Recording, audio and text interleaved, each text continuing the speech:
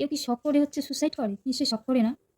কিংবা কারো কাছে সিম্প্যাথি পাওয়ার জন্য সুসাইড করে না। তাহলে এই দিদিভাইয়ের কি হলো? দিদিভাই তো দেখতেও সুন্দর, গুণও সুন্দর। মানে যাকে বলা হয় রূপে লক্ষ্মী আর গুণে সরস্বতী। তাহলে এই দিদিভাইকে কেন এরকম স্টেপ নিতে হলো?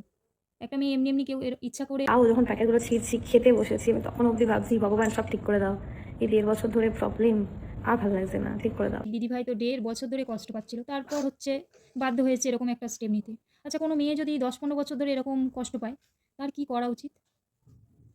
আর প্রত্যেকটা মেয়েকে বলবো যে না করে তারপরে নেক্সট স্টেপে যাও। নাহলে যখন তখন লোকেদের রাইট আছে আমাকে ঘর থেকে বের করে দেবে, সেটা যে ঘরই হোক। শ্বশুর বাড়ি বাপের বাড়ি বলে কিছু হয় না, নিজের বাড়ি করো, নিজে করো, তাহলে একদম গেড়ে থাকতে পারবে আর কি। এটা হচ্ছে ব্যাপার। একদম ঠিক বলেছে। প্রত্যেকটা মেয়েরই উচিত নিজের পায়ে দাঁড়িয়ে একদম নিজেকে হচ্ছে গুছিয়ে গাছে তারপর হচ্ছে পরের স্টেপে পা দেওয়া উচিত। আমি আমার নিজের অভিজ্ঞতা থেকে বলছি। একটা কথাই বলব দিদিভাই তুমি তাড়াতাড়ি সুস্থ হয়ে যাও।